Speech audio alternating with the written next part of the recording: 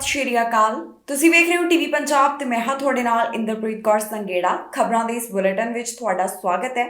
ਸਭ ਤੋਂ ਪਹਿਲਾਂ ਨਜ਼ਰ ਮਾਰਦੇ ਹਾਂ ਹੈਡਲਾਈਨਸ ਤੇ। ਪੁਰਾਣੇ ਕੱਚੇ ਹੋਣਗੇ ਕੈਨੇਡਾ ਵਿੱਚ ਪੱਕੇ ਇਮੀਗ੍ਰੇਸ਼ਨ ਮੰਤਰੀ ਦੇ ਵੱਡੇ ਐਲਾਨ। ਮਾਲ ਦੇ ਬਾਹਰ ਚਲੀਆਂ ਗੋਲੀਆਂ, 2 ਜਾਣਿਆਂ ਨੂੰ ਲੱਗੀ ਗੋਲੀ। ਕੈਲਗਰੀ ਸਟੈਂਪੀਡ ਵਿੱਚ ਪਹੁੰਚੇ ਟਰੂਡੋ ਨੇ ਕੀਤੀ ਖੂਬ ਮਸਤੀ। ਮੌਂਕੀਪੌਕਸ ਤੇ ਕਾਬੂ ਪਾਉਣ ਦੀ ਕੋਸ਼ਿਸ਼, ਓਨਟਾਰੀਓ ਤੋਂ ਆਈ ਇਸ ਦੀ ਜਾਣਕਾਰੀ। ਹਸਪਤਾਲ ਵਿੱਚ ਨਵ ਜੰਮੇ ਭਾਰਤੀ ਬੱਚੇ ਦੀ ਮੌਤ, ਨਹੀਂ ਮਿਲਿਆ ਮਾਂ-ਬਾਪ ਨੂੰ ਇਨਸਾਫ। ਕੈਨੇਡਾ ਵਿੱਚ ਜਿਹੜੇ ਲੰਬੇ ਸਮੇਂ ਤੋਂ ਕੱਚੇ ਰਹਿ ਰਹੇ ਨੇ ਉਹਨਾਂ ਨੂੰ ਪੱਕੇ ਹੋਣ ਦਾ ਮੌਕਾ ਹੁਣ ਦਿੱਤਾ ਜਾਏਗਾ। ਜੀ ਹਾਂ, ਇਮੀਗ੍ਰੇਸ਼ਨ ਮੰਤਰੀ ਵੱਲੋਂ ਇੰਟਰਵਿਊ ਵਿੱਚ ਇਸ ਬਾਰੇ ਵੱਡੇ ਐਲਾਨ ਕੀਤੇ ਗਏ। ਉਹਨਾਂ ਵੱਲੋਂ ਕੁਝ ਖਾਸ ਗੱਲਾਂ ਦਾ ਜ਼ਿਕਰ ਕੀਤਾ ਗਿਆ ਜਿਹੜੀਆਂ ਇਮੀਗ੍ਰੇਸ਼ਨ ਵਿਭਾਗ ਵੱਲੋਂ ਪੂਰੀਆਂ ਕੀਤੀਆਂ ਜਾਣਗੀਆਂ।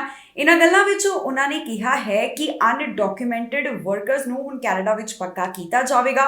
ਰਿਫਿਊਜੀਆਂ ਦੇ ਬਾਰੇ ਗੱਲ ਕਰਦੇ ਹੋਏ ਦਿਖਾਈ ਦਿੱਤੇ ਤੇ ਨਾਲ ਹੀ ਇਮੀਗ੍ਰੇਸ਼ਨ ਮੰਤਰੀ ਦਾ ਕਹਿਣਾ ਹੈ ਕਿ ਪ੍ਰੋਸੈਸਿੰਗ ਦੇ ਵਿੱਚ ਹੁਣ ਵੱਧ ਸਮਾਂ ਨਹੀਂ ਲੱਗੇਗਾ। ਇਮੀਗ੍ਰੇਸ਼ਨ ਨਾਲ ਜੁੜੇ ਹੋਏ ਕਈ ਵੱਡੇ ਐਲਾਨ ਹੋਏ ਨੇ ਤੇ ਕਈਆਂ ਨੂੰ ਇਸ ਨਾਲ ਰਾਹਤ ਮਿਲੀ ਹੈ। ਬਹੁਤੇ ਲੰਬੇ ਸਮੇਂ ਤੋਂ ਕੈਨੇਡਾ ਵਿੱਚ ਜਿਹੜੇ ਕੱਚੇ ਹਨ ਹੁਣ ਉਹਨਾਂ ਨੂੰ ਪੱਕੇ ਹੋਣ ਦਾ ਮੌਕਾ ਦਿੱਤਾ ਜਾਵੇਗਾ। ਜੀ ਹਾਂ, ਇਸ ਬਾਰੇ ਖੁਦ ਇਮੀਗ੍ਰੇਸ਼ਨ ਮੰਤਰੀ ਵੱਲੋਂ ਐਲਾਨ ਕੀਤਾ ਗਿਆ। ਉਹਨਾਂ ਵੱਲੋਂ ਦੱਸਿਆ ਗਿਆ ਕਿ ਜਿਹੜੇ ਬਿਨਾਂ ਡਾਕੂਮੈਂਟ ਵਾਲੇ ਵਰਕਰਸ ਕੈਨੇਡਾ ਵਿੱਚ ਆਪਣਾ ਯੋਗਦਾਨ ਪਾ ਰਹੇ ਨੇ ਉਹਨਾਂ ਨੂੰ ਵੀ ਹੁਣ ਪੱਕਾ ਕੀਤਾ ਜਾਵੇਗਾ। ਇਸ ਸੰਬੰਧੀ ਇਮੀਗ੍ਰੇਸ਼ਨ ਵਿਭਾਗ ਵੱਲੋਂ ਯੋਜਨਾ ਲਿਆਂਦੀ ਗਈ ਹੈ। ਦਰਅਸਲ ਇੱਕ ਇੰਟਰਵਿਊ ਵਿੱਚ ਇਮੀਗ੍ਰੇਸ਼ਨ ਮੰਤਰੀ ਵੱਲੋਂ ਇਸ ਤਰ੍ਹਾਂ ਦੇ ਵੱਡੇ ਐਲਾਨ ਕਰਦਿਆਂ ਜਾਣਕਾਰੀ ਸਾਂਝੀ ਕੀਤੀ ਗਈ, ਜਿੱਥੇ ਉਹਨਾਂ ਵੱਲੋਂ ਮੈਂਡੇਟ ਲੈਟਰ ਕਮਿਟਮੈਂਟਸ ਦਾ ਜ਼ਿਕਰ ਕੀਤਾ। ਇਸ ਵਿੱਚ ਰਿਫਿਊਜੀ ਅਤੇ ਜਿਹੜੇ ਬਿਨਾਂ ਡਾਕੂਮੈਂਟ ਵਾਲੇ ਵਰਕਰਸ ਹਨ ਉਹਨਾਂ ਨੂੰ ਸ਼ਾਮਿਲ ਕੀਤਾ ਗਿਆ ਹੈ। ਇਮੀਗ੍ਰੇਸ਼ਨ ਮੰਤਰੀ ਵੱਲੋਂ ਇਸ ਇੰਟਰਵਿਊ ਵਿੱਚ ਬੋਲਦਿਆਂ ਕਿਹਾ ਗਿਆ ਕਿ ਜੋ ਪ੍ਰੋਸੈਸਿੰਗ ਦੇ ਵਿੱਚ ਪਹਿਲਾਂ ਵੱਧ ਸਮਾਂ ਲੱਗ ਰਿਹਾ ਸੀ ਉਸ ਨੂੰ ਮੁੜ ਤੋਂ ਲੀਹਾਂ ਉੱਪਰ ਲਿਆਂਦਾ ਜਾਏਗਾ। ਭਾਵ ਕਿ ਪੈਂਡੈਮਿਕ ਤੋਂ ਪਹਿਲਾਂ ਪ੍ਰੋਸੈਸਿੰਗ ਵਿੱਚ ਜਿੰਨਾ ਸਮਾਂ ਲੱਗਦਾ ਸੀ ਹੁਣ ਮੁੜ ਤੋਂ ਉਨਾ ਹੀ ਸਮਾਂ ਲੱਗਿਆ ਜਾਵੇਗਾ। ਰਿਫਿਊਜੀਆਂ ਦੇ ਬਾਰੇ ਗੱਲ ਕਰਦਿਆਂ ਇਮੀਗ੍ਰੇਸ਼ਨ ਮੰਤਰੀ ਵੱਲੋਂ ਦੱਸਿਆ ਗਿਆ ਕਿ ਹੁਣ ਉਹਨਾਂ ਵੱਲੋਂ ਕਈ ਰਿਫਿਊਜੀਆਂ ਨੂੰ ਕੈਨੇਡਾ ਵਿੱਚ ਲਿਆਂਦਾ ਜਾਵੇਗਾ। ਕੈਨੇਡਾ ਵੱਲੋਂ 40,000 ਦੇ ਕਰੀਬ ਅਫਗਾਨ ਰਿਫਿਊਜੀਆਂ ਨੂੰ ਕੈਨੇਡਾ ਲੈ ਕੇ ਆਉਣ ਦਾ ਟੀਚਾ ਤੈਅ ਕੀਤਾ ਗਿਆ। ਅਗਸਤ ਮਹੀਨੇ ਤੱਕ ਕੈਨੇਡਾ ਵਿੱਚ 16,370 ਅਫਗਾਨ ਆਏ ਨੇ। ਇਸ ਤੋਂ ਇਲਾਵਾ ਯੂਕਰੇਨ ਤੋਂ ਆਉਣ ਵਾਲੇ ਰਿਫਿਊਜੀਆਂ ਦੇ ਸੰਬੰਧ ਵਿੱਚ ਵੀ ਸਰਕਾਰ ਵੱਲੋਂ ਐਲਾਨ ਕੀਤਾ ਗਿਆ ਸੀ। ਹੁਣ ਤੱਕ 55,488 ਯੂਕਰੇਨੀ ਕੈਨੇਡਾ ਵਿੱਚ ਆ ਚੁੱਕੇ ਨੇ, ਜਿਨ੍ਹਾਂ ਨੂੰ 3 ਸਾਲ ਤੱਕ ਕੈਨੇਡਾ ਵਿੱਚ ਰਹਿਣ ਦਾ ਮੌਕਾ ਦਿੱਤਾ ਜਾਵੇਗਾ। ਇਸ ਤੋਂ ਇਲਾਵਾ ਇਮੀਗ੍ਰੇਸ਼ਨ ਮੰਤਰੀ ਵੱਲੋਂ ਫਾਈਲਾਂ ਦੇ ਬੈਕਲੌਗ ਦਾ ਜ਼ਿਕਰ ਕਰਦਿਆਂ ਕਿਹਾ ਗਿਆ ਕਿ ਹੁਣ ਜਲਦ ਇਹਨਾਂ ਫਾਈਲਾਂ ਤੇ ਫੈਸਲਾ ਸੁਣਾਇਆ ਜਾਏਗਾ। ਜ਼ਿਕਰਯੋਗ ਹੈ ਕਿ IRCC ਕੋਲ ਇਸ ਸਮੇਂ 2.4 ਮਿਲੀਅਨ ਲੋਕਾਂ ਦੀਆਂ ਫਾਈਲਾਂ ਪਈਆਂ ਹਨ ਜਿਨ੍ਹਾਂ ਉੱਪਰ ਫੈਸਲਾ ਸੁਣਾਇਆ ਜਾਣਾ ਬਾਕੀ ਹੈ। ਇਸ ਦੌਰਾਨ ਇਮੀਗ੍ਰੇਸ਼ਨ ਮੰਤਰੀ ਵੱਲੋਂ ਇੰਟਰਵਿਊ ਵਿੱਚ ਬੋਲਦਿਆਂ ਇੰਪਲੋਇਮੈਂਟ ਮੋਬਿਲਿਟੀ ਪਾਥਵੇ ਪਾਇਲਟ ਦਾ ਵੀ ਜ਼ਿਕਰ ਕੀਤਾ ਗਿਆ, ਜਿਸ ਵਿੱਚ ਰਿਫਿਊਜੀ ਇਕਨੋਮਿਕ ਇਮੀਗ੍ਰੇਸ਼ਨ ਪ੍ਰੋਗਰਾਮ ਰਾਹੀਂ ਅਪਲਾਈ ਕਰ ਸਕਦੇ ਨੇ। ਇਸ ਦੇ ਨਾਲ ਹੀ ਇਮੀਗ੍ਰੇਸ਼ਨ ਮੰਤਰੀ ਦਾ ਕਹਿਣਾ ਹੈ ਕਿ ਜਿਹੜੇ ਬਿਨਾਂ ਡਾਕੂਮੈਂਟ ਵਾਲੇ ਵਰਕਰਸ ਕੈਨੇਡਾ ਵਿੱਚ ਰਹਿੰਦੇ ਨੇ ਤੇ ਉਹਨਾਂ ਵੱਲੋਂ ਕੈਨੇਡਾ ਵਾਸਤੇ ਯੋਗਦਾਨ ਪਾਇਆ ਜਾਂਦਾ ਹੈ ਉਹਨਾਂ ਨੂੰ ਵੀ ਇੱਥੇ ਸਟੇਟਸ ਹਾਸਲ ਕਰਨ ਦਾ ਮੌਕਾ ਦਿੱਤਾ ਜਾਵੇਗਾ। ਦੱਸ ਦਈਏ ਕਿ ਇਮੀਗ੍ਰੇਸ਼ਨ ਮੰਤਰੀ ਵੱਲੋਂ ਜਿਹੜਾ ਵਾਅਦਾ ਕੀਤਾ ਗਿਆ ਸੀ ਉਹਨਾਂ ਵੱਲੋਂ ਪੂਰਾ ਕੀਤਾ ਗਿਆ। ਇਮੀਗ੍ਰੇਸ਼ਨ ਮੰਤਰੀ ਨੇ ਇੰਟਰਵਿਊ ਵਿੱਚ ਜਾਣਕਾਰੀ ਦਿੱਤੀ ਸੀ ਕਿ 6 ਜੁਲਾਈ ਤੋਂ ਵੱਡੇ ਡਰਾਅ ਮੁੜ ਤੋਂ ਐਲਾਨ ਕੀਤੇ ਜਾਣਗੇ ਤੇ ਅਜਿਹਾ ਹੀ ਹੋਇਆ। ਫੈਡਰਲ ਲੈਵਲ ਤੇ ਕੈਨੇਡੀਅਨ ਐਕਸਪੀਰੀਅੰਸ ਕਲਾਸ ਡਰਾਅ ਦਾ ਐਲਾਨ ਕੀਤਾ ਗਿਆ। ਹੁਣ ਦੇਖਣਾ ਹੋਵੇਗਾ ਕਿ ਤਾਜ਼ਾ ਐਲਾਨਾਂ ਨੂੰ ਪੂਰਾ ਕਰਨ ਦੇ ਵਿੱਚ ਇਮੀਗ੍ਰੇਸ਼ਨ ਵਿਭਾਗ ਤੇ ਕੈਨੇਡਾ ਸਰਕਾਰ ਵੱਲੋਂ ਕਿੰਨਾ ਸਮਾਂ ਲਗਾਇਆ ਜਾਂਦਾ ਹੈ।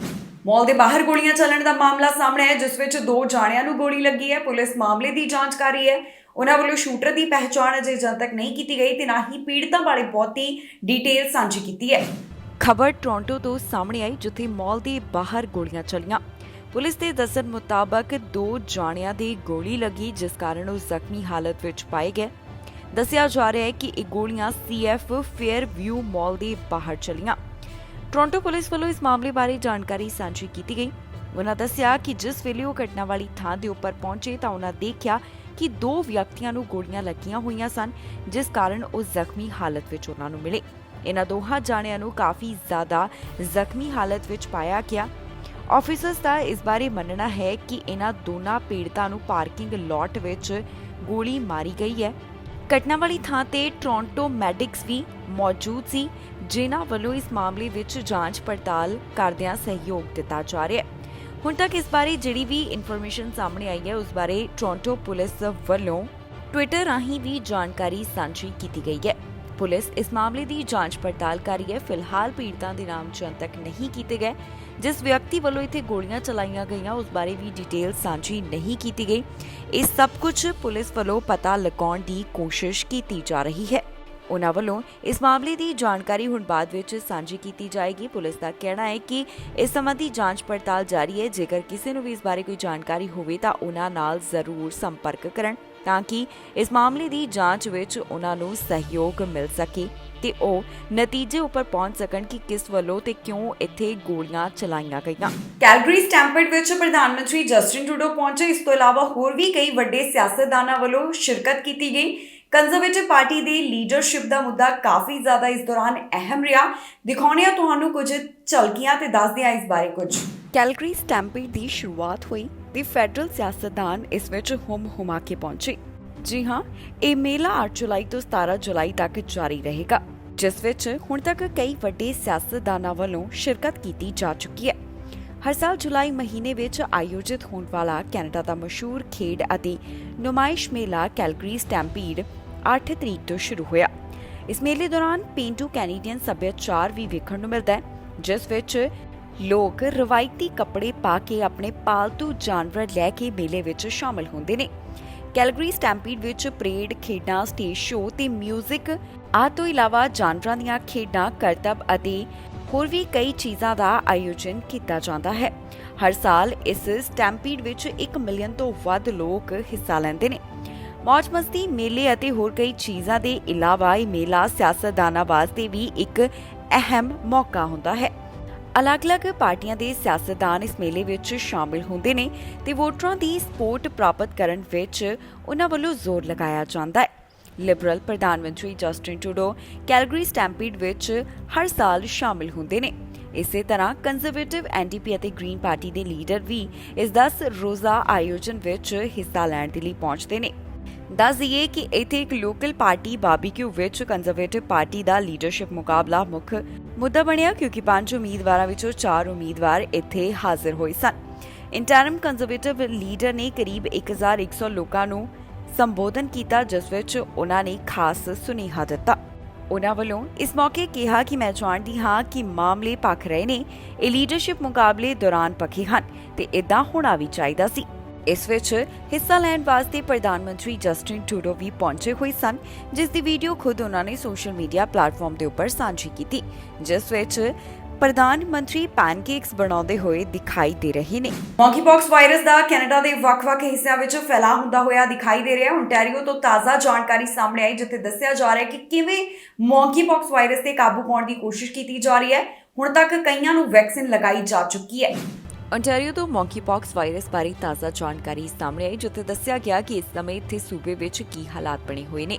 ਓਨਟਾਰੀਓ ਸੂਬੇ ਵਿੱਚ ਮੌਂਕੀਪੌਕਸ ਵਾਇਰਸ ਦੇ ਮਾਮਲੇ ਤੇਜ਼ੀ ਨਾਲ ਨਹੀਂ ਵਧ ਰਹੇ। ਇਸ ਦਾ ਕਾਰਨ ਹੈ ਜੋ ਵੈਕਸੀਨ ਸਟ੍ਰੈਟੇਜੀ ਅਪਣਾਈ ਗਈ। ਇਸ ਕਾਰਨ ਹੁਣ ਮਾਮਲਿਆਂ ਦੇ ਉੱਪਰ ਕਾਬੂ ਪੈਂਦਾ ਹੋਇਆ ਦਿਖਾਈ ਦੇ ਰਿਹਾ ਹੈ। ਇਸ ਬਾਰੇ chief medical officer of health ਵੱਲੋਂ ਸਾਰੀ ਜਾਣਕਾਰੀ ਸਾਂਝੀ ਕੀਤੀ ਗਈ ਹੈ, ਜਿੱਥੇ ਉਹਨਾਂ ਨੇ ਮੌਂਕੀਪੌਕਸ ਦੇ ਕੀ ਹਾਲਾਤ ਓਨਟਾਰੀਓ ਸੂਬੇ ਵਿੱਚ ਬਣੇ ਹੋਏ ਨੇ ਇਸ ਦਾ ਜ਼ਿਕਰ ਕੀਤਾ ਹੈ। ਉਹਨਾਂ ਦੇ ਦੱਸਣ ਮੁਤਾਬਕ ਹੁਣ ਤੱਕ ਮੌਂਕੀਪੌਕਸ ਦੇ 133 ਮਾਮਲੇ ਇਸ ਸੂਬੇ ਵਿੱਚ ਦਰਜ ਕੀਤੇ ਜਾ ਚੁੱਕੇ ਨੇ। ਜ਼ਿਆਦਾਤਰ ਕੇਸਿਸ ਟੋਰਾਂਟੋ ਤੋਂ ਸਾਹਮਣੇ ਆਏ ਨੇ।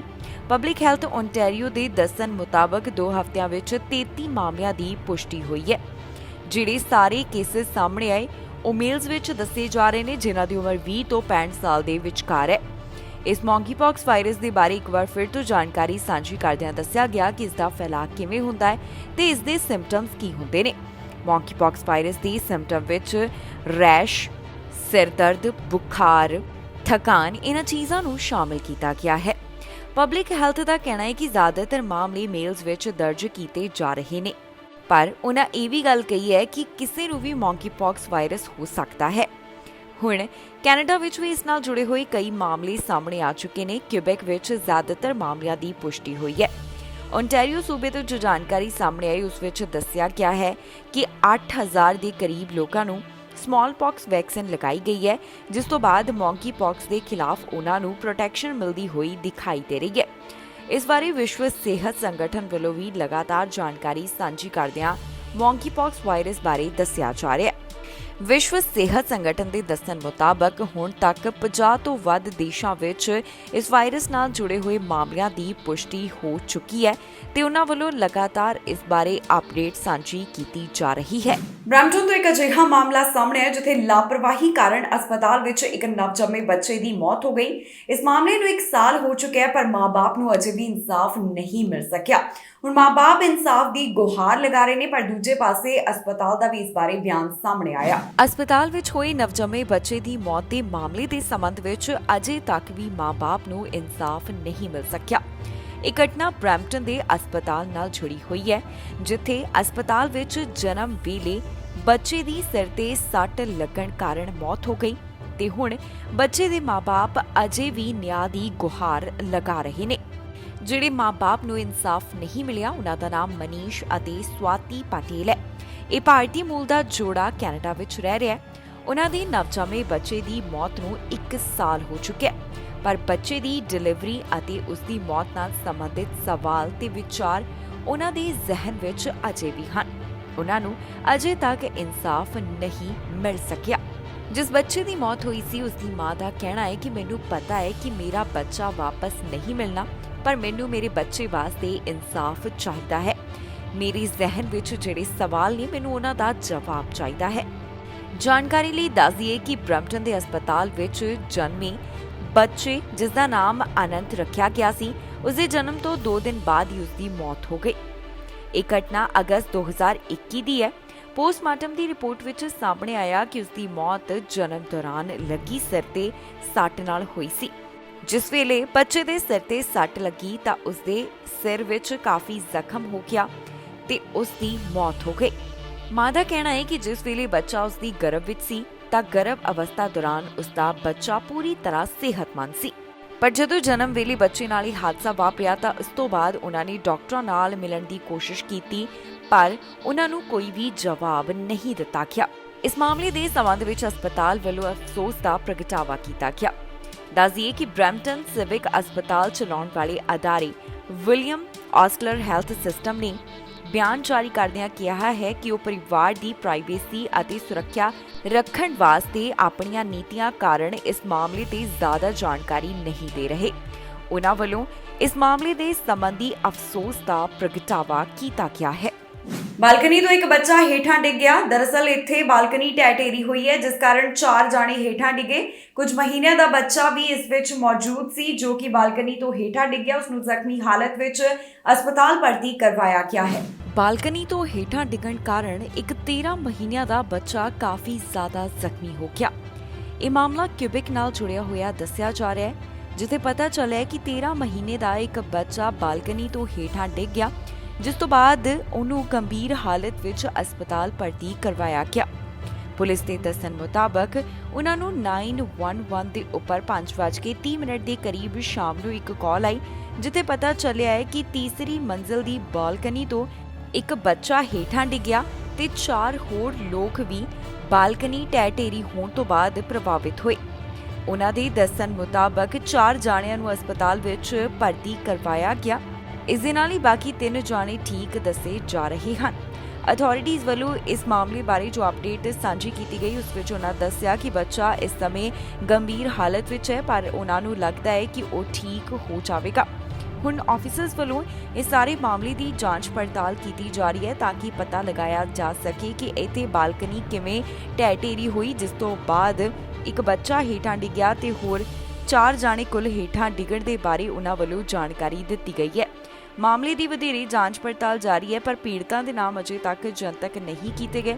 ਬਾਕੀ 3 ਜਾਣਿਆਂ ਬਾਰੇ ਬਹੁਤੀ ਡਿਟੇਲ ਸਾਂਝੀ ਨਹੀਂ ਕੀਤੀ ਗਈ। ਇਹ ਜ਼ਰੂਰ ਦੱਸਿਆ ਗਿਆ ਹੈ ਕਿ ਜਿਹੜਾ ਬੱਚਾ ਹੇਠਾਂ ਡਿੱਗਿਆ ਉਸ ਦੀ ਉਮਰ 13 ਮਹੀਨੇ ਦੇ ਕਰੀਬ ਸੀ ਜਿਸ ਦਾ ਇਸ ਸਮੇਂ ਹਸਪਤਾਲ ਵਿੱਚ ਇਲਾਜ ਚੱਲ ਰਿਹਾ ਹੈ।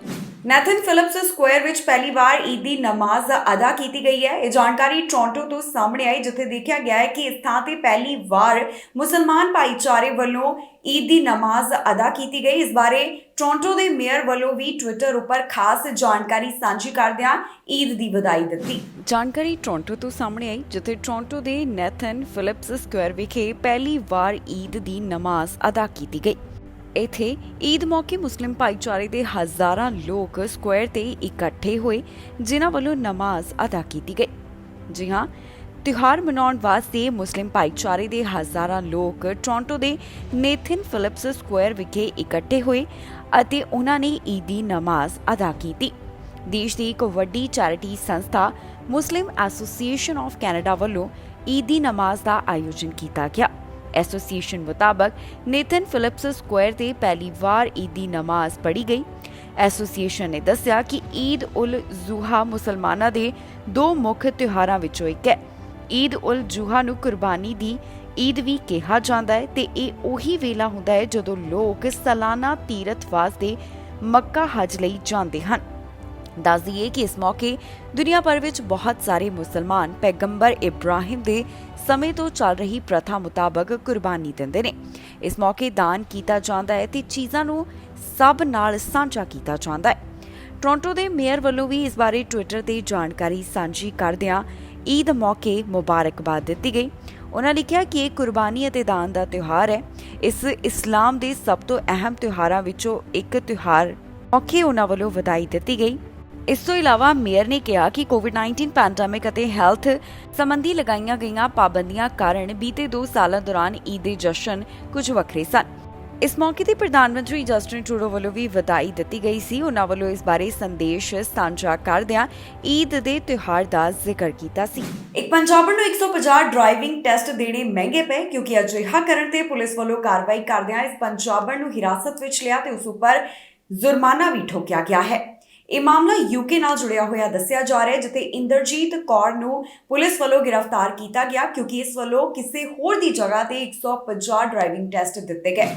ਭਾਰਤੀ ਮੂਲ ਦੀ ਇੱਕ ਔਰਤ ਨੂੰ ਗ੍ਰਿਫਤਾਰ ਕੀਤਾ ਗਿਆ ਕਿਉਂਕਿ ਉਸ ਵੱਲੋਂ 150 ਦੇ ਕਰੀਬ ਡਰਾਈਵਿੰਗ ਟੈਸਟ ਦਿੱਤੇ ਗਏ। ਇਹ ਟੈਸਟ ਉਹਨਾਂ ਵਾਸਤੇ ਦਿੱਤੇ ਗਏ ਜਿਨ੍ਹਾਂ ਦੀ ਅੰਗਰੇਜ਼ੀ ਵਧੀਆ ਨਹੀਂ ਸੀ। ਅਜਿਹਾ ਕਰਨ ਤੇ ਹੁਣ ਇਸ ਔਰਤ ਨੂੰ ਹਿਰਾਸਤ ਵਿੱਚ ਲਿਆ ਗਿਆ, ਜਿਸ ਦੀ ਪਹਿਚਾਣ ਇੰਦਰਜੀਤ ਕੌਰ ਦੇ ਤੌਰ ਤੇ ਦੱਸੀ ਗਈ ਹੈ। ਦੱਸ ਦਈਏ ਕਿ ਇਹ ਮਾਮਲਾ ਯੂਕੇ ਨਾਲ ਜੁੜਿਆ ਹੋਇਆ ਹੈ, ਜਿੱਥੇ 29 ਸਾਲਾ ਇੰਦਰਜੀਤ ਕੌਰ ਨੂੰ ਦੂਸਰਿਆਂ ਦੀ ਜਗ੍ਹਾ ਤੇ 150 ਡਰਾਈਵਿੰਗ ਟੈਸਟ ਦੇਣ ਸੰਬੰਧੀ ਹਿਰਾਸਤ ਵਿੱਚ ਲਿਆ ਗਿਆ ਹੈ। ਇੰਦਰਜੀਤ ਕੌਰ ਵੇਲਸ ਨਾਲ ਸੰਬੰਧਿਤ ਦੱਸੀ ਜਾ ਰਹੀ ਹੈ, ਜਿਸ ਨੇ 150 ਦੇ ਕਰੀਬ ਡਰਾਈਵਿੰਗ ਟੈਸਟ ਦਿੱਤੇ। ਇਹ ਥਿਊਰੀ ਅਤੇ ਪ੍ਰੈਕਟੀਕਲ ਟੈਸਟ ਸਨ ਜੋ ਕਿ 2018 ਤੋਂ 2020 ਦਰਮਿਆਨ ਉਸ ਵੱਲੋਂ ਦਿੱਤੇ ਗਏ। ਅਜਿਹਾ ਕਰਨ ਦੇ ਉੱਪਰ ਇੰਦਰਜੀਤ ਨੂੰ ਹਿਰਾਸਤ ਵਿੱਚ ਲਿਆ ਗਿਆ ਤੇ ਉਸ ਨੂੰ ਭਾਰੀ ਜੁਰਮਾਨਾ ਵੀ ਲਗਾਇਆ ਗਿਆ ਹੈ। ਇਸ ਮਾਮਲੇ ਤੇ ਸੁਣਵਾਈ ਕਰਦਿਆਂ ਜੱਜ ਵੱਲੋਂ ਦੱਸਿਆ ਗਿਆ ਕਿ ਅਜਿਹਾ ਕਰਨ ਤੇ ਇੰਦਰਜੀਤ ਕੌਰ ਵੱਲੋਂ ਭਾਰਤੀ 1.14 ਕਰੋੜ ਰੁਪਏ ਕਮਾਏ ਗਏ ਹਨ। ਵਧੇਰੇ ਜਾਣਕਾਰੀ ਸਾਂਝੀ ਕਰਦਿਆਂ ਦੱਸਿਆ ਗਿਆ ਕਿ ਇੰਦਰਜੀਤ ਵੱਲੋਂ ਇਸ ਮਾਮਲੇ ਸੰਬੰਧੀ ਹੁਣ ਕਈ ਤਰ੍ਹਾਂ ਦੀ ਜਾਣਕਾਰੀ ਸਾਂਝੀ ਕੀਤੀ ਜਾ ਚੁੱਕੀ ਹੈ, ਜਿਸ ਵਿੱਚ ਉਸਨੇ ਖੁਦ ਮੰਨਿਆ ਹੈ ਕਿ ਉਸ ਵੱਲੋਂ ਦੂਸਰਿਆਂ ਦੀ ਜਗ੍ਹਾ ਤੇ ਕਈ ਡਰਾਈਵਿੰਗ ਟੈਸਟ ਦਿੱਤੇ ਗਏ ਨੇ। 2 ਵਾਹਨ ਹਾਦਸੇ ਦਾ ਸ਼ਿਕਾਰ ਹੋਏ ਨੇ। 3 ਜਾਣੇ ਇਸ ਦੌਰਾਨ ਜ਼ਖਮੀ ਹੋਏ, ਜਿਨ੍ਹਾਂ ਨੂੰ ਹਸਪਤਾਲ ਵਿੱਚ ਭਰਤੀ ਕਰਵਾਇਆ ਗਿਆ। ਹਾਦਸੇ ਦੇ ਕਾਰਨ ਪਤਾ ਲਗਾਉਣ ਦੀ ਕੋਸ਼ਿਸ਼ ਕੀਤੀ ਜਾ ਰਹੀ ਹੈ। ਪੀੜਤਾਂ ਦੇ ਨਾਮ ਜਨਤਕ ਨਹੀਂ ਕੀਤੇ ਗਏ। ਸਕਾਰਬਰੋ ਤੋਂ ਇੱਕ ਹਾਦਸੇ ਬਾਰੇ ਜਾਣਕਾਰੀ ਸਾਹਮਣੇ ਆਈ ਹੈ, ਜਿੱਥੇ 3 ਜਾਣਿਆਂ ਨੂੰ ਹਸਪਤਾਲ ਵਿੱਚ ਭਰਤੀ ਕਰਵਾਇਆ ਗਿਆ। ਦੱਸ ਦਈਏ ਕਿ ਇੱਥੇ 2 ਵਾਹਨ ਹਾਦਸੇ ਦਾ ਸ਼ਿਕਾਰ ਹੋਏ ਨੇ, ਜਿਸ ਤੋਂ ਬਾਅਦ ਡਿਟੇਲ ਸਾਂਝੀ ਕੀਤੀ ਗਈ ਹੈ। ਪੁਲਿਸ ਵੱਲੋਂ ਇਸ ਮਾਮਲੇ ਦੀ ਜਾਣਕਾਰੀ ਸਾਂਝੀ ਕਰਦਿਆਂ ਦੱਸਿਆ ਗਿਆ ਕਿ ਇਹ ਘਟਨਾ 12:30 ਦੇ ਕਰੀਬ ਗਿਲਵੁੱਡ ਪਾਰਕਵੇ ਨੇੜਿਓਂ ਸਾਹਮਣੇ ਆਈ ਹੈ, ਜਿੱਥੇ 2 ਵਾਹਨ ਹਾਦਸੇ ਦਾ ਸ਼ਿਕਾਰ ਹੋ ਗਏ।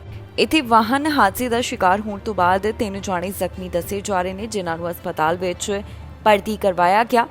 ਟੋਰਾਂਟੋ ਪੈਰਾਮੈਡਿਕਸ ਦਾ ਇਸ ਬਾਰੇ ਕਹਿਣਾ ਹੈ ਕਿ ਇੱਕ ਵਿਅਕਤੀ ਗੰਭੀਰ ਜ਼ਖਮੀ ਪਾਇਆ ਗਿਆ ਤੇ ਬਾਕੀਆਂ ਦੀ ਹਾਲਤ ਸਥਿਰ ਦੱਸੀ ਜਾ ਰਹੀ ਹੈ। ਉਹਨਾਂ ਦਾ ਕਹਿਣਾ ਹੈ ਕਿ ਇੱਕ ਵਿਅਕਤੀ ਅਤੇ ਇੱਕ ਔਰਤ ਨੂੰ ਲੋਕਲ ਟਰਾਮਾ ਸੈਂਟਰ ਵਿੱਚ ਭਰਤੀ ਕਰਵਾਇਆ ਗਿਆ। ਟ੍ਰੈਫਿਕ ਸਰਵਿਸਿਜ਼ ਵੱਲੋਂ ਵੀ ਇਸ ਮਾਮਲੇ ਬਾਰੇ, ਇਸ ਹਾਦਸੇ ਬਾਰੇ ਜਾਣਕਾਰੀ ਦਿੱਤੀ ਗਈ ਹੈ। ਪੁਲਿਸ ਵੱਲੋਂ ਇਸ ਸੰਬੰਧੀ ਜਾਂਚ ਪੜਤਾਲ ਕੀਤੀ ਜਾ ਰਹੀ ਹੈ। ਅਜੇ ਉਹਨਾਂ ਨੂੰ ਇਸ ਹਾਦਸੇ ਦੇ ਕਾਰਨ ਪਤਾ ਨਹੀਂ ਲੱਗ ਸਕੇ। ਇਸ ਮਾਮਲੇ ਵਿੱਚ ਜਿਹੜੇ 3 ਜਾਣੇ ਜ਼ਖਮੀ ਹੋਏ ਨੇ, ਉਹਨਾਂ ਪੀੜਤਾਂ ਦੇ ਨਾਮ ਅਜੇ ਤੱਕ ਜਨਤਕ ਨਹੀਂ ਕੀਤੇ ਗਏ। ਪੁਲਿਸ ਇਸ ਸੰਬੰਧ ਵਿੱਚ ਵਧੇਰੇ ਜਾਂਚ ਪੜਤਾਲ ਕਰ ਰਹੀ ਹੈ। ਉਹਨਾਂ ਦਾ ਕਹਿਣਾ ਹੈ ਕਿ ਜੇਕਰ ਕਿਸੇ ਨੂੰ ਵੀ ਕੋਈ ਜਾਣਕਾਰੀ ਹੋਵੇ ਤਾਂ ਟੋਰਾਂਟੋ ਪੁਲਿਸ ਨਾਲ 4168082222 ਜਾਂ ਫਿਰ 4168081900, ਕ੍ਰਾਈਮ ਸਟਾਪਰਸ ਨਾਲ 4162228477 ਤੇ ਕਾਲ ਕਰਕੇ ਜਾਣਕਾਰੀ ਸਾਂਝੀ ਕੀਤੀ ਜਾ ਸਕਦੀ ਹੈ। ਫਿਲਹਾਲ ਇਸ ਮਾਮਲੇ ਦੀ ਵਧੇਰੇ ਜਾਂਚ ਪੜਤਾਲ ਜਾਰੀ ਹੈ। ਹਾਦਸੇ ਵਿੱਚ ਇੱਕ ਵਰਕਰ ਜ਼ਖਮੀ ਹੋ ਗਿਆ। ਪੁਲਿਸ ਇਸ ਹੁਣ ਮਾਮਲੇ ਦੀ ਜਾਂਚ ਕਰ ਰਹੀ ਹੈ। ਉਹਨਾਂ ਵੱਲੋਂ ਵਰਕਰ ਦੀ ਪਹਿਚਾਣ ਤੇ ਉਸ ਦੀ ਉਮਰ ਬਾਰੇ ਜਾਣਕਾਰੀ ਨਹੀਂ ਦਿੱਤੀ ਗਈ। ਪੁਲਿਸ ਦਾ ਕਹਿਣਾ ਹੈ ਕਿ ਇਸ ਮਾਮਲੇ ਦੇ ਸੰਬੰਧ ਵਿੱਚ ਪੜਤਾਲ ਜਾਰੀ ਹੈ। ਜਿਸ ਵਰਕਰ ਦੇ ਬਾਰੇ ਉਹਨਾਂ ਵੱਲੋਂ ਦੱਸਿਆ ਗਿਆ, ਇਸ ਸਮੇਂ ਉਸ ਦਾ ਇਲਾਜ ਚੱਲ ਰਿਹਾ ਹੈ। ਨਾਰਥ ਯਾਰਕ ਤੋਂ ਇੱਕ ਹਾਦਸੇ ਬਾਰੇ ਜਾਣਕਾਰੀ ਸਾਹਮਣੇ ਆਈ ਹੈ, ਜਿੱਥੇ ਕਰਮਚਾਰੀ ਗੰਭੀਰ ਰੂਪ ਵਿੱਚ ਜ਼ਖਮੀ ਹੋ ਗਿਆ। ਇਸ ਮਾਮਲੇ ਬਾਰੇ ਜਾਣਕਾਰੀ ਸਾਂਝੀ ਕਰਦਿਆਂ ਟੋਰਾਂਟੋ ਪੁਲਿਸ ਵੱਲੋਂ ਦੱਸਿਆ ਗਿਆ ਕਿ ਇਹ ਘਟਨਾ 11 ਵਜੇ ਦੇ ਕਰੀਬ ਵੈਡਲੌਕ ਦੇ ਨੇੜੇ ਵਾਪਰੀ ਹੈ। ਇੱਥੇ ਇੱਕ ਵਿਅਕਤੀ ਜ਼ਖਮੀ ਹੋ ਗਿਆ, ਜਿਸ ਨੂੰ ਟਰਾਮਾ ਸੈਂਟਰ ਵਿੱਚ ਭਰਤੀ ਕਰਵਾਇਆ ਗਿਆ ਹੈ।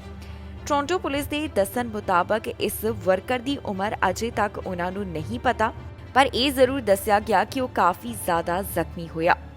ਐਮਰਜੈਂਸੀ ਰਿਸਪੌਂਡਰਸ ਵੱਲੋਂ ਉਸ ਨੂੰ CPR ਦੇਣ ਦੀ ਕੋਸ਼ਿਸ਼ ਕੀਤੀ ਗਈ ਤੇ ਬਾਅਦ ਵਿੱਚ ਤੁਰੰਤ ਹਸਪਤਾਲ ਭਰਤੀ ਕਰਵਾਇਆ ਗਿਆ। ਟੋਰਾਂਟੋ ਪੈਰਾਮੈਡਿਕਸ ਵੱਲੋਂ ਦੱਸਿਆ ਗਿਆ ਹੈ ਕਿ ਉਹਨਾਂ ਵੱਲੋਂ ਅਜੇ ਤੱਕ ਇਹ ਪਤਾ ਲਗਾਉਣ ਦੀ ਕੋਸ਼ਿਸ਼ ਕੀਤੀ ਜਾ ਰਹੀ ਹੈ ਕਿ ਇਹ ਹਾਦਸਾ ਇੱਥੇ ਕਿਵੇਂ ਵਾਪਰਿਆ। ਅਜੇ ਤੱਕ ਇਸ ਬਾਰੇ ਬਹੁਤੀ ਜਾਣਕਾਰੀ ਸਾਂਝੀ ਨਹੀਂ ਕੀਤੀ ਗਈ। ਫਿਲਹਾਲ ਪੀੜਤ ਦਾ ਨਾਮ ਵੀ ਜਨਤਕ ਨਹੀਂ ਕੀਤਾ ਗਿਆ। ਮਾਮਲੇ ਦੀ ਵਧੇਰੇ ਜਾਂਚ ਪੜਤਾਲ ਜਾਰੀ ਹੈ, ਜਿਸ ਤੋਂ ਬਾਅਦ ਬਾਕੀ ਦੀ ਜਾਣਕਾਰੀ ਦਿੱਤੀ ਜਾਏਗੀ। ਹੁਣ ਤੱਕ ਦੀ ਅਪਡੇਟ ਵਿੱਚ ਸਿਰਫ ਇਹੀ ਗੱਲਾਂ ਦੀ ਸਾਂਝ ਪਾਈ ਗਈ ਹੈ। ਦੋ ਜਾਣੇ ਵਾਹਨ ਚੋਰੀ ਕਰਨ ਆਏ ਤੇ ਪਿਤਾ ਵੱਲੋਂ ਉਹਨਾਂ ਉੱਪਰ ਗੋਲੀਆਂ ਚਲਾ ਦਿੱਤੀਆਂ ਗਈਆਂ। ਦੱਸਿਆ ਜਾ ਰਿਹਾ ਹੈ ਕਿ ਦੋ ਬੱਚੇ ਵਾਹਨ ਵਿੱਚ ਬੈਠੇ ਹੋਏ ਸਨ, ਜਿਸ ਵੇਲੇ ਇਸ ਵਾਹਨ ਨੂੰ ਦੋ ਟੀਨੇਜਰਸ ਵੱਲੋਂ ਚੋਰੀ ਕਰਨ ਦੀ ਕੋਸ਼ਿਸ਼ ਕੀਤੀ ਗਈ। ਫਿਲਹਾਲ ਇਹਨਾਂ ਦੀ ਪਹਿਚਾਣ ਤਾਂ ਜਨਤਕ ਨਹੀਂ ਕੀਤੀ, ਪਰ ਇਹ ਦੱਸਿਆ ਜਾ ਰਿਹਾ ਹੈ ਕਿ ਦੋਨੋਂ ਟੀਨੇਜਰ ਸਨ। ਟੈਕਸਸ ਤੋਂ ਇੱਕ ਅਜਿਹਾ ਮਾਮਲਾ ਸਾਹਮਣੇ ਆਇਆ ਜਿੱਥੇ ਦੋ ਟੀਨੇਜਰਸ ਵੱਲੋਂ ਗੱਡੀ ਚੋਰੀ ਕਰਨ ਦੀ ਕੋਸ਼ਿਸ਼ ਕੀਤੀ ਜਾ ਰਹੀ ਸੀ। ਜਿਸ ਵੇਲੇ ਉਹ ਇਸ ਘਟਨਾ ਨੂੰ ਅੰਜਾਮ ਦੇ ਰਹੇ ਸਨ ਤਾਂ ਇੱਕ ਛੋਟਾ ਬੱਚਾ ਇਸ ਗੱਡੀ ਵਿੱਚ ਬੈਠਾ ਹੋਇਆ ਸੀ। ਫਿਰ ਪਿਤਾ ਵੱਲੋਂ ਇਹਨਾਂ ਦੋਨਾਂ ਟੀਨੇਜਰਸ ਉੱਪਰ ਗੋਲੀਆਂ ਚਲਾ ਦਿੱਤੀਆਂ ਗਈਆਂ।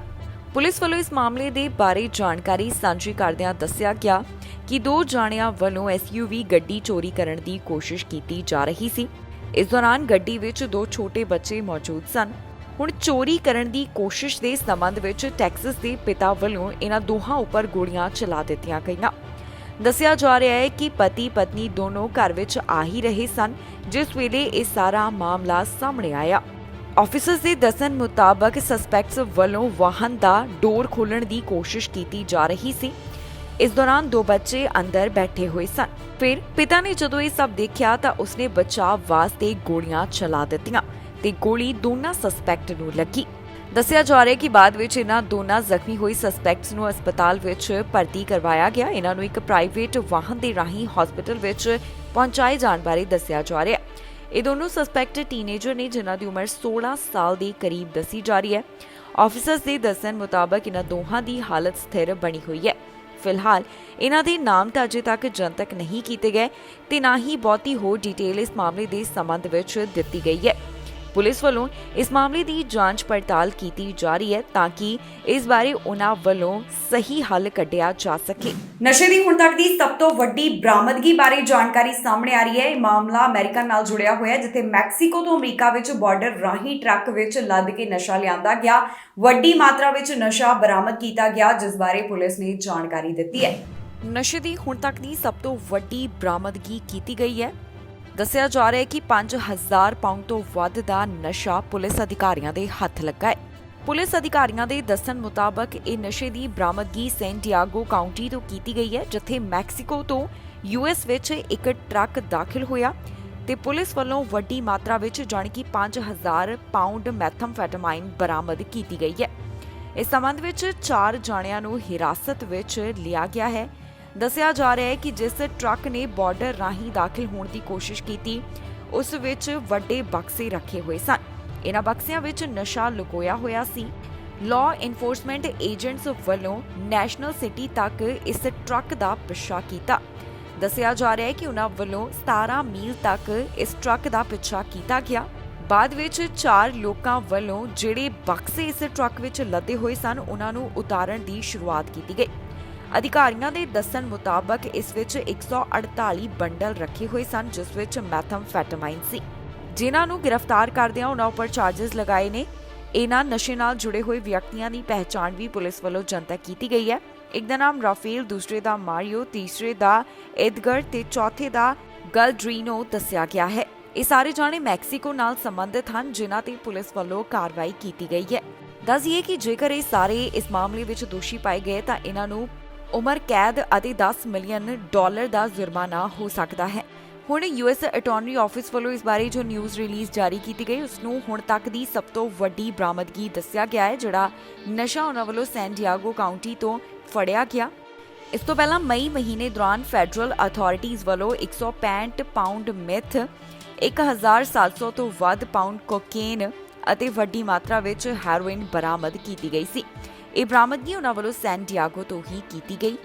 ਇਸ ਤੋਂ ਇਲਾਵਾ ਕੈਲੀਫੋਰਨੀਆ ਤੋਂ 2020 ਦੌਰਾਨ 2200 ਪਾਉਂਡ ਮੈਥਾਮਫੈਟਾਮਾਈਨ ਬਰਾਮਦ ਕਰਨ ਦਾ ਵੀ ਮਾਮਲਾ ਸਾਹਮਣੇ ਆਇਆ ਸੀ, ਜਿਹੜਾ ਤਾਜ਼ਾ ਮਾਮਲਾ ਹੁਣ ਦੱਸਿਆ ਜਾ ਰਿਹਾ ਹੈ। ਇਹ ਹੁਣ ਤੱਕ ਦੀ ਸਭ ਤੋਂ ਵੱਡੀ ਰਿਕਾਰਡ ਬ੍ਰੇਕਿੰਗ ਬਰਾਮਦਗੀ ਦੱਸੀ ਗਈ ਹੈ। ਇਸ ਦੇ ਨਾਲ ਹੀ ਜਾਂਦੇ ਇੱਕ ਵਾਰ ਫਿਰ ਤੋਂ ਨਜ਼ਰ ਮਾਰਦੇ ਹਾਂ ਹੈਡਲਾਈਨਸ ਤੇ। ਪੁਰਾਣੇ ਕੱਚੇ ਹੋਣਗੇ ਕੈਨੇਡਾ ਵਿੱਚ ਪੱਕੇ, ਇਮੀਗ੍ਰੇਸ਼ਨ ਮੰਤਰੀ ਦੇ ਵੱਡੇ ਐਲਾਨ। ਮਾਲ ਦੇ ਬਾਹਰ ਚਲੀਆਂ ਗੋਲੀਆਂ, 2 ਜਣਿਆਂ ਨੂੰ ਲੱਗੀ ਗੋਲੀ। ਕੈਲਗਰੀ ਸਟੈਂਪੀਡ ਵਿੱਚ ਪਹੁੰਚੇ ਟਰੂਡੋ ਨੇ ਕੀਤੀ ਖੂਬ ਮਸਤੀ। ਮੌਂਕੀਪੌਕਸ ਤੇ ਕਾਬੂ ਪਾਉਣ ਦੀ ਕੋਸ਼ਿਸ਼, ਓਨਟਾਰੀਓ ਤੋਂ ਆਈ ਇਸ ਦੀ ਜਾਣਕਾਰੀ। ਹਸਪਤਾਲ ਵਿੱਚ ਨਵ ਜੰਮੇ ਭਾਰਤੀ ਬੱਚੇ ਦੀ ਮੌਤ, ਨਹੀਂ ਮਿਲਿਆ ਮਾਂ-ਬਾਪ ਨੂੰ ਇਨਸਾਫ। ਖਬਰਾਂ ਦੇ ਇਸ ਬੁਲੇਟਿਨ ਵਿੱਚ ਇੰਨਾ ਹੀ। ਫਿਲਹਾਲ ਮੈਨੂੰ ਇੰਦਰਪ੍ਰੀਤ ਕੌਰ ਸੰਗੇੜਾ ਨੂੰ ਦਿਓ ਇਜਾਜ਼ਤ ਤੇ ਤੁਸੀਂ ਵੇਖਦੇ ਰਹੋ ਟੀਵੀ ਪੰਜਾਬ।